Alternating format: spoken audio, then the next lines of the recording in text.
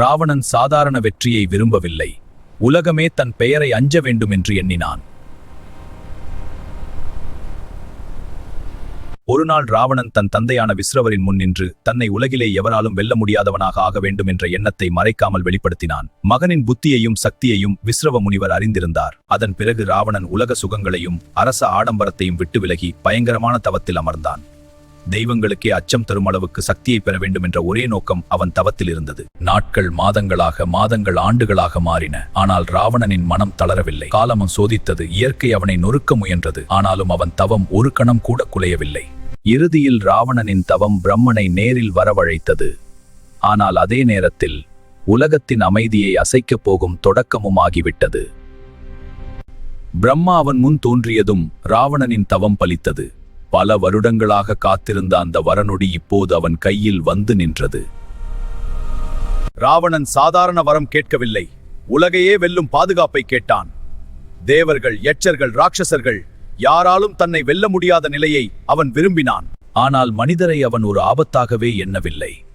அந்த அகந்தைதான் பின்னால் அவன் வாழ்க்கையை தலைகீழாக மாற்றப்போகும் விதையானது.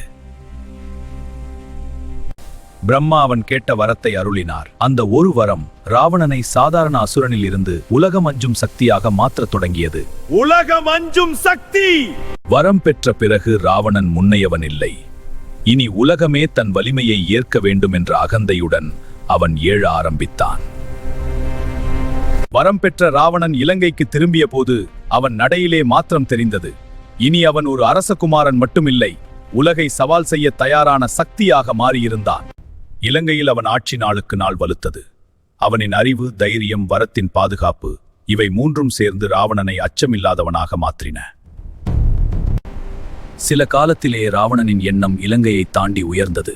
அவன் பூமியை மட்டுமல்ல, தேவர்களின் உலகத்தையும் தன் வலிமைக்கு முன் தலைகுனிய செய்ய நினைத்தான்.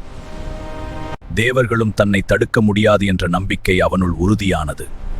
வரம் தந்த தைரியம் இப்போது அகந்தையாக மாறி அவனை நேராக மோதலின் பாதைக்கு இழுத்துச் சென்றது. அப்போது அவன் பார்வை குபேரனை நோக்கி திரும்பியது. செல்வமும் புகழும் தெய்வீக மரியாதையும் பெற்ற தனது சகோதரனை கூட மிஞ்ச வேண்டும் என்ற தீ அவன் உள்ளத்தில் எரியத் தொடங்கியது. குபேரனை விட தானே உயர்ந்தவன் என்று ராவணன் நிரூபிக்க விரும்பினான். அந்த எண்ணத்தோடு அவன் நேராக குபேரனின் ஆட்சியை நோக்கி நகரத் தொடங்கினான்.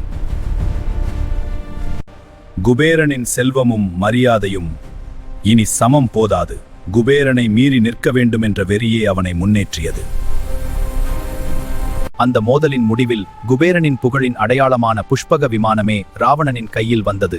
அவன் வெற்றி வெறும் அரச வெற்றியாக இல்லாமல் தெய்வ உலகத்திற்கே சவாலாக மாறியது. புஷ்பக விமானத்தில் இலங்கைக்கு திரும்பிய ராவணன் இப்பொழுது அவன் சக்தி பூமியில் மட்டுமில்லை, வானத்தையும் கைப்பற்றியவன் என்ற பெருமை அவன் உள்ளத்தில் பெரிதானது. குபேரனை தாண்டிய வெற்றி ராவணனின் மனத்தில் எல்லையை உடைத்துவிட்டது. இனி தன்னை தடுக்க யாருமில்லை என்ற எண்ணமே அவன் அகந்தையை இன்னும் உயர்த்தியது. ராவணனின் வலிமை இப்போது 3 உலகங்களிலும் பேசப்படத் தொடங்கியது. அவன் பெயர் கேட்டாலே அச்சம் தோன்றும் அளவுக்கு அவன் ஆதிக்கம் பரவியது. இந்த 3 உலகங்களும் இன்று என் வசம். தேவர்களுக்கு கூட அவன் எழுச்சி சாதாரணமாக தோன்றவில்லை. வரம் காத்த அகந்தையுடன் வந்த இந்த அசுரன் தெய்வ உலக அமைதியையே கலக்க ஆரம்பித்தான். பல தேசங்களும் அரசர்களும் ராவணனின் வலிமைக்கு முன் தலையணைக்கத் தொடங்கின. உங்கள் வலிமைக்கு முன் ஏற்றுக்கொள்ளப்பட்டது மரியாதையால் அல்ல, அச்சத்தால். சக்தி அதிகரித்த போது ராவணனின் மனத்தில் தாழ்மை குறைந்து கொண்டே போனது. வெற்றி அவனுக்கு அறிவை தரவில்லை, எல்லையற்ற நான் என்ற எண்ணத்தையே வளர்த்தது. ராவணன் உச்சிக்கு சென்று கொண்டிருந்தான்.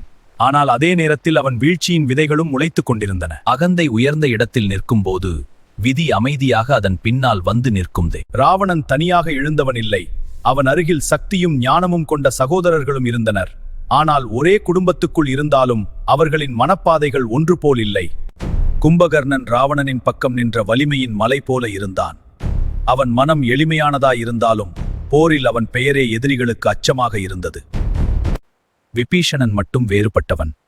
அவன் ராவணனை நேசித்தான். ஆனால் தர்மத்தை விட யாரையும் மேலாக வைக்காத மனம் அவனுள் இருந்தது. ராவணனின் வாழ்க்கையில் மண்டோதரி வந்தது ஒரு முக்கிய திருப்பம். அழகுக்கு மேல் அறிவும் அமைதியும் கொண்ட அவள் இலங்கையின் அரியானைக்கு சமநிலையாயிருந்தாள். உன் வலிமை உன்னை அழிக்காமல் இருக்க. ஞானம் என் பலத்தை மட்டுப்படுத்தாது. அது உன் பலவீனத்தை மறைக்கிறது. என் விதி என் கட்டுப்பாட்டில் உள்ளது. இலங்கை செல்வத்தில் உச்சிக்குச் சென்று கொண்டிருந்தது. ஆனால் அந்த ஒளியின் பின்னால் ராவணனின் அகந்தையும் அதே வேகத்தில் உயர்ந்து கொண்டே இருந்தது. ராவணனின் ஆட்சி இலங்கை எல்லையை தாண்டி தாக்கம் செலுத்தத் தொடங்கியது. அவனின் சக்தி உயர்ந்தபோது முனிவர்களின் அமைதியான உலகமே கலங்க ஆரம்பித்தது. தேவர்களின் உலகத்திலும் அமைதி குறையத் தொடங்கியது. ராவணன் நேரா எல்லோரையும் தாக்கவில்லை, ஆனால் அவன் பெயரே அவர்களின் நிம்மதியை குலைத்தது. இலங்கை வெளியில் செழிப்பாகத் தெரிந்தது. உள்ளே அச்சத்தின் ஒழுக்கம் நிலவியது. ராவணன் கட்டிய பேரரசு வலிமையால் நின்றது, ஆனால் அன்பால் அல்ல.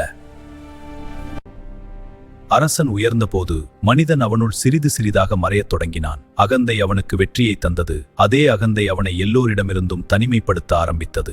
ராவணன் வெறும் அகந்தையுள்ள அரசன் மட்டுமில்லை, அவன் மிகுந்த சிவபக்தனுமாக இருந்தான்.